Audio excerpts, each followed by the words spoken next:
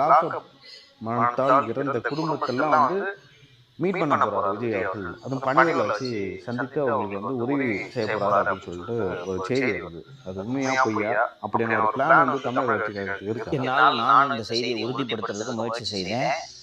என்னால உறுதிப்படுத்த முடியல. பட் அதற்கான பாசிபிலிட்டி இருக்கு. ஓகேவா?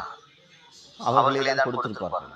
அப்படி இருந்தால் அந்த செய்தி உண்மையாக இருக்கும் பட்சத்தில், வரவேற்கத்தகுந்த மிகச் சிறப்பான ஒரு முடிவு. வந்து அவர்களை அழைத்து நிதி உதவியும் செய்ய இருப்பதாக சொல்கிறார்கள். இதுவரைக்கும் எந்த அரசியல் கட்சியும் இப்படி ஒரு முன்னெடுப்பை செய்ததில்லை. அதனால இது ஒரு வரவேற்கத்தகுந்த முயற்சியாக பார்க்கிறேன்.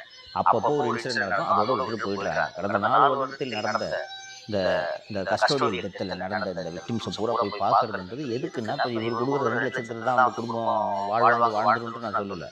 அரசோட கவனம் இது மேல திரும்பணும். ஏன் அவன் பாலிடிக்ஸ் பண்றதுக்கு இந்த போலீஸ்காரங்க பண்ணதுக்கு ஒரு காரணமா போச்சேன்னு சொல்லிட்டு, குறைந்தது இனி இது போல நடக்காம தடுக்க வேண்டும்.